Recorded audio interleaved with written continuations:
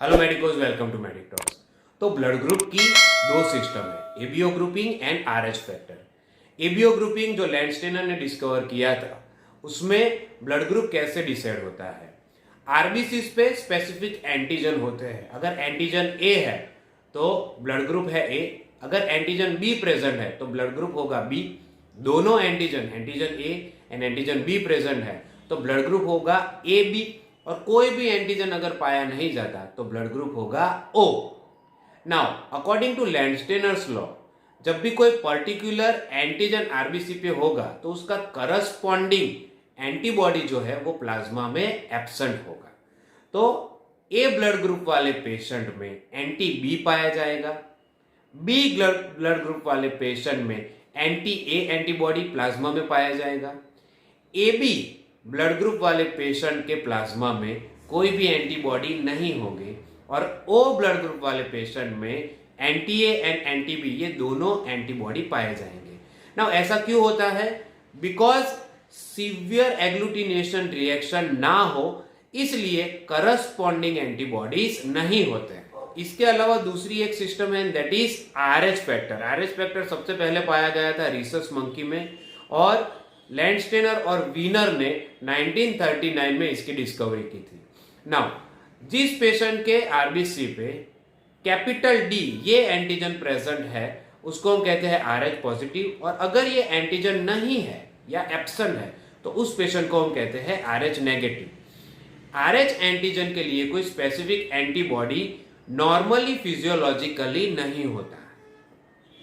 Now RH antibody कब develop होते हैं? अगर किसी आरएच नेगेटिव ब्लड ग्रुप वाले पेशेंट को हम RH positive blood group transfuse करें तो तब एंटी डी एंटीबॉडी उस रेसिपिएंट के ब्लड को डेवलप होगा। So after transfusion, almost after 30 days of transfusion, वो एंटीबॉडीज डेवलप हो गए। उस रेसिपिएंट के ब्लड में ऑलरेडी एंटी डी डेवलप हो चुके हैं।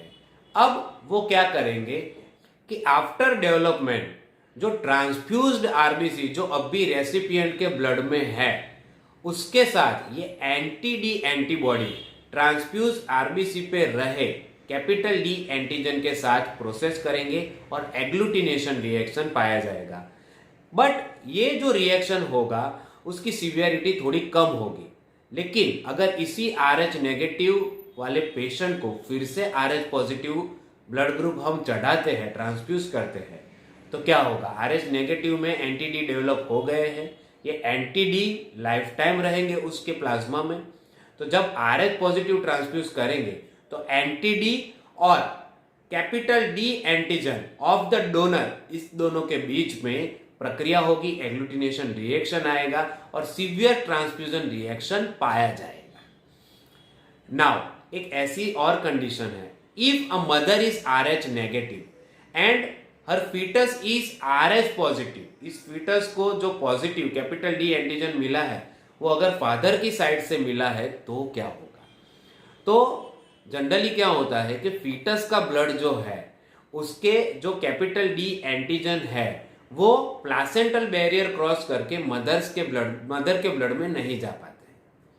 तो ये capital D antigen can not cross the placental barrier, but during parturition, labour के टाइम में, due to detachment of placental barrier, अगर फीटस का ब्लड जो है वो मदर के ब्लड से मिक्स हो गया तो मदर के ब्लड में अब anti D antibody with in 1 month develop होगी।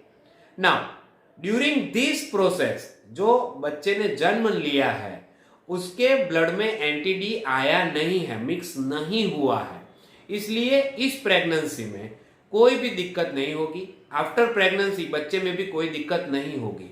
लेकिन अगर इस फीमेल ने दूसरी बार कंसीव किया और दूसरी बार भी फीटस अगर आरएच पॉजिटिव है तो क्या होगा? नाउ मदर के ब्लड में already anti D antibody present है। अब ये anti D antibody can cross placental barrier and it can go to fetus blood. तो आरएच फैक्टर कि जिसका एंटीबॉडी एंटी डी एंटीबॉडी जो है वो मदर के ब्लड से फीटस के ब्लड में जाएगा और कैपिटल डी एंटीजन के साथ वो रिएक्शन प्रोड्यूस करेगा। अगर इस बच्चे ने जन्म ले लिया तो इन्फंट में सीवियर रिएक्शन देखने को मिलेंगे। तो क्या रिएक्शन होगा? तो ये रिएक्शन को जनरली हम कहते हैं एरिथ्रोब्लास्टोसिस फिटालिस, जो कि वो फीटस में या इन्फंट में पाया जाता है, इसीलिए इसको एरिथ्रोब्लास्टोसिस फिटालिस कहते हैं। तो सबसे पहले क्या होगा? Antigen D and anti D, इन दोनों के बीच में प्रक्रिया होगी, एग्लूटिनेशन रिएक्शन होगा, आरबीसी डिस्ट्रॉय हो गए। आरबीसी डिस्ट्रॉय हो गए यानी कि सीवियर हीमोलाइसिस होगा। सीवियर हीमोलाइसिस होगा, सीवियर एनीमिया होगा, बच्चा जो है वो पेल हो जाएगा। नाउ सीवियर एनीमिया होने के कारण क्या होगा कि बच्चे के बॉडी के ऑर्गन्स में और टिश्यूज में इडिमा देखने को मिलेगा और इस कंडीशन को हम कहते हैं हाइड्रॉप्स फिटालिस। आरबीसीज बहुत ही ज्यादा मात्रा में डिस्ट्रॉय हो रहे हैं। अब क्या होगा? बोन मैरो, स्प्लीन, लीवर वो नए आरबीसीज प्रोड्यूस कर रहे हैं। ये जो नए आरबीसीज है वो मैच्योर एरिथ्रोसाइट इस स्टेज तक नहीं पहुंच सकते, वो एरिथ्रोब्लास्ट स्टेज में ही रह जाते हैं। इसीलिए इस कंडीशन को हम कहते हैं एरिथ्रोब्लास्टोसिस फिटालिस। तो सबसे पहले सीवियर एनीमिया, देन हाइड्रॉप्स फिटालिस यानी कि इडिमा की कंडीशन पाई जाएगी। नाउ आरबीसीज डिस्ट्रॉय हो रहे हैं तो क्या होगा? बिलीरुबिन बहुत ही ज्यादा मात्रा में ब्लड में पाया जाएगा। इन्फंट्स में blood brain barrier properly develop नहीं होता है, तो ये जो बिलीरुबिन है वो ब्लड ब्रेन बैरियर क्रॉस करके ब्रेन में चला जाएगा और कर्निक टेरस इस नाम की कंडीशन प्रोड्यूस करेगा। कर्निक टेरस में ब्रेन डैमेज होता है, बच्चा जो होता है वो बहुत ही ज्यादा रोने लगता है, इरिटेटेड हो जाता है, उसमें हाइपोटोनिया देखने को मिलता है, उसका जो हेड है वो बैकवर्ड आर्क हो जाता है। इसके बाद हाइपरटोनिया की कंडीशन देखने को मिलती है, ओपिस्टोटोनस की कंडीशन देखने को मिलती है और सीवियर स्टेजेस में सीजर्स भी हो सकते हैं, बच्चे का डेथ भी हो सकता है। सो ऑलवेज ध्यान रखें कि ब्लड ट्रांसफ्यूजन अगर हो रहा है तो वो प्रॉपरली हो। RH नेगेटिव वाले पेशेंट में RH पॉजिटिव कभी भी हम नहीं दे सकते। RH negative blood can be given to RH positive patient. So this is all about today. Hope you like this video. Please like, share and subscribe my YouTube channel Medic Talks. Thank you very much.